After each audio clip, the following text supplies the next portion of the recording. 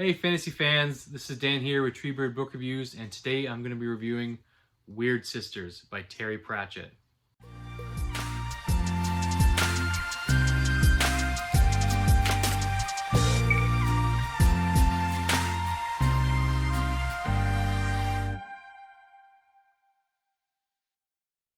Okay, so Weird Sisters. Weird Sisters is the sixth novel in the Discworld universe by Terry Pratchett, and it is the second book, technically, in the Witches of Loncra.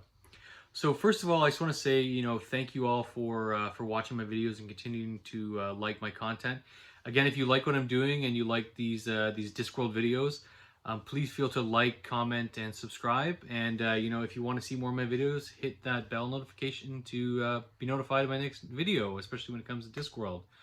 All right, so uh, Weird Sisters. So Weird Sisters, as I said, is the sixth book in the Discworld universe, but the second book in the Witches series, and it was released in 1988. It's older than me. This book, I guess I'm dating myself here. But yeah, so this is the sorry. So what's going to happen in this review again is I'm going to talk about the basic plot of the story, things I liked, things I didn't like about this book, and give my overall rating and like whether you should read it. So um, let's get into it. Okay, so I first want to say that Weird Sisters was the first book I read of the Witches series. So it's the first book that follows Granny Weatherwax, Nanny Og, and McGrath Garlic. So how this story starts is it starts on an eerie night where the witches are at a coven, and some shady business is happening at the castle of Lancre, where a king has been murdered and his heir has been whisked away from the castle and is handed to the witches. And it's up to the witches to, ensure this heir's safety, and so that he can eventually save his kingdom. So this is really like a play on Macbeth. If any, I'm sure most of everyone has read Macbeth or had to read it for their high school. So again, like it's this play on Macbeth where these witches are, seen as these. They're seen by some of the people as these evil characters, and it's up to the witches of Granny Weatherwax, Nanny Og, and McGrath Garlic to, to bring peace and harmony back to the land. So as you say, in Macbeth, the king is murdered and his crown is taken over, and it's this is an eviler king. He just doesn't care about the people of Lancre, and it's not just the people that know it. It's the rocks and the stones and the trees of this country that know that the king doesn't love them, and so then you then have to go on to the heir, who his name is Tom John, and he is been given by the witches to a troupe of actors, and so he's a thespian, and it's like I said, it's a total like play on plays, which is great. Just Terry being Terry, and totally tongue in cheek. Where this actor has to eventually save the kingdom, and it's a great little story. It's a great introduction to the witches. So really, that is the plot. I don't want to go into too much because it's just if you've read Macbeth, it's going to spoil the book for you anyways. But it's just it's a fun story because like you're getting a lot in the Discworld here. You get dwarves, you get ghosts, more death. Death is always good. Death's in this book. Again, the witches are good. There's a really good villain actually in this book. We'll talk about that in the good. And yeah, it's a really interesting book, and it's got a lot of things going for it. So like I said, I'm going to talk about this more in the good and the bad. So yeah, that's really the plot of Weird Sisters. The witches are helping Tom John after his father was murdered to take over, get back his crown. Okay, so let's talk about the good. Okay, so the good. Let's get into the good things that I liked about Weird Sisters. So the first one is the witches. Like it's really the first introduction to like the three witches together of Granny Weatherwax, Nanny Og, and Magrat Garlic. And like Magrat is like the like the new witch. Like she's got all these silly ideas about what witching is. Like you have to wear lacy like cobweb like pantyhose, or like netting on their arms, and you have to paint your nails black, and it's you have to have a wart on your nose kind of thing. So she's like this silly little like character who's just has this really like idea of what a witch should be. And then you have these two older senior witches of Nanny and Granny Weatherwax, who are like witching isn't like that. It's about letting people beat themselves, and not getting involved with magic because magic has a price. And so yeah, just these characters. Like I love Nanny Og, that. And this is one thing like I really mentioned in my equal rights review, is that you can't have Granny Weatherwax without Nanny Og. You need Nanny Og, and like she's so funny. Just Githa Og is just like this character who just makes you laugh, and she's just this wonderful woman. Like she's and especially when in this book where the witches are given the baby Tom John, and you really see this motherly side of Nanny Og, where she's so good with children, mainly because she has a million herself.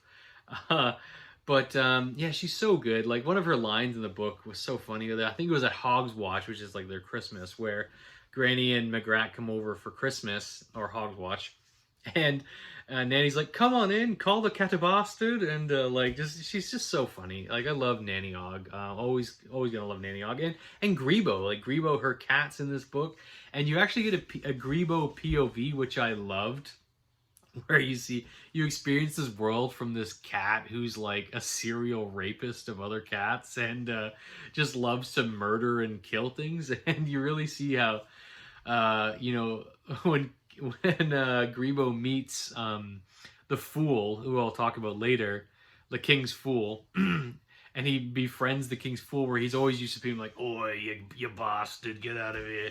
So like he's always used to people jeering at him because he's this ugly, like mangled tomcat that's just like this fiend from hell. So always love Grebo. Grebo's always fun. So I guess then to talk about the fool. So you meet the king's fool, and he's actually quite an interesting character. Like you get to learn about like the Fool's Guild, and how like it's actually like not great to be a fool or a clown. Like it sucks. Like it's really like you have to pour custard down your pants, or like you're always the butt of a joke. And then like the funny thing with these Fool's Guild was like, there's a set number of jokes you can tell. Like this is like a master list of jokes, and like you can't tell any other joke, and you can't make up any new jokes. It was like, it's so funny. Like it's really like a play on comedians, and I really like the Fool.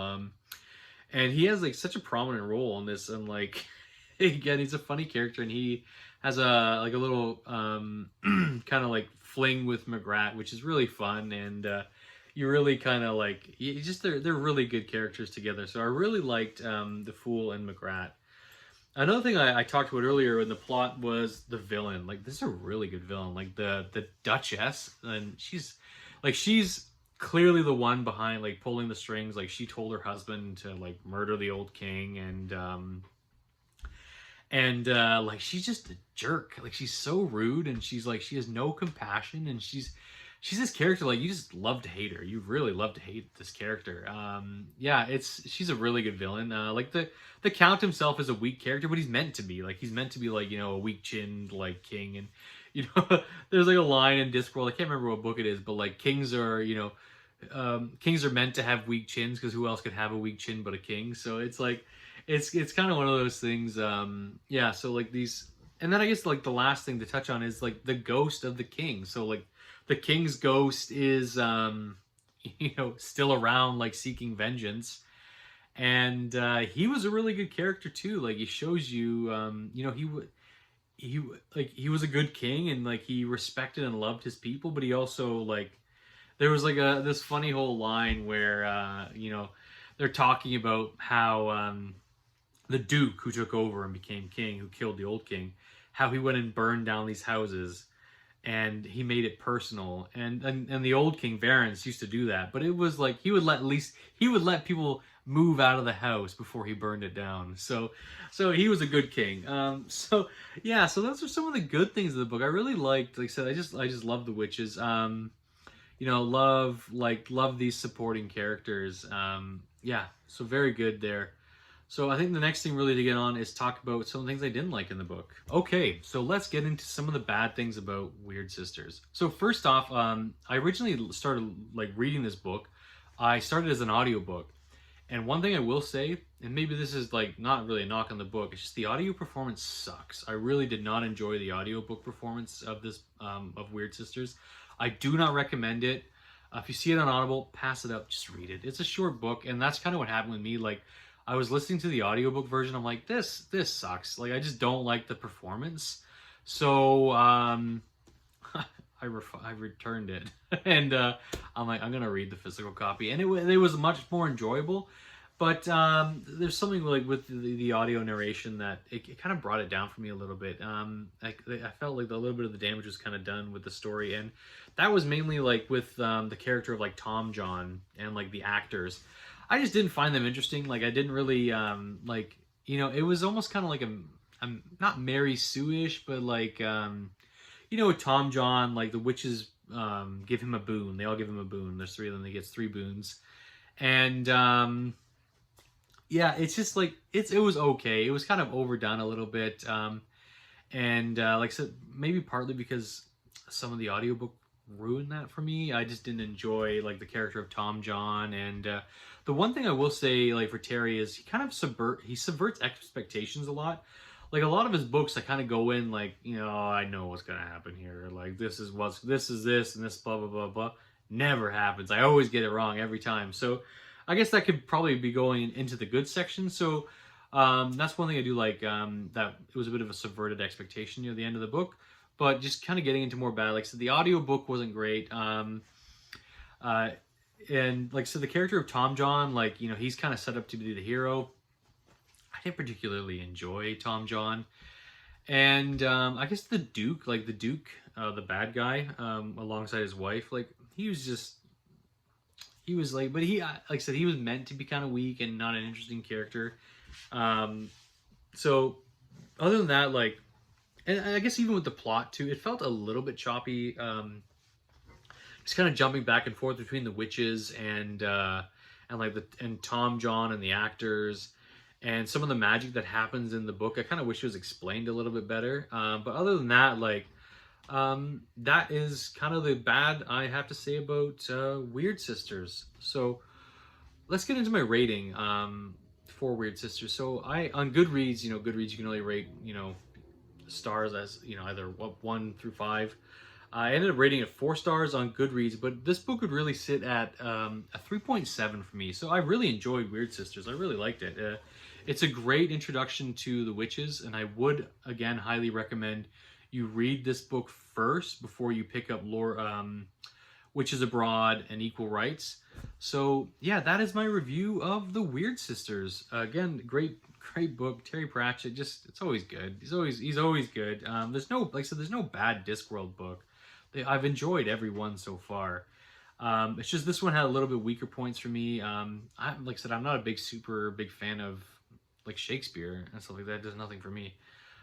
So he leaned really heavily on the Shakespeare and like the thespians and the actors. So yeah, so that's really it. I just want to thank you all for continuing to watch this video, and you feel free to blaze me in the comments here saying, oh no, I love Weird Sisters is the best witches book, and you know what, you're probably right. So feel free to comment below, and we'll see you next time. Thank you.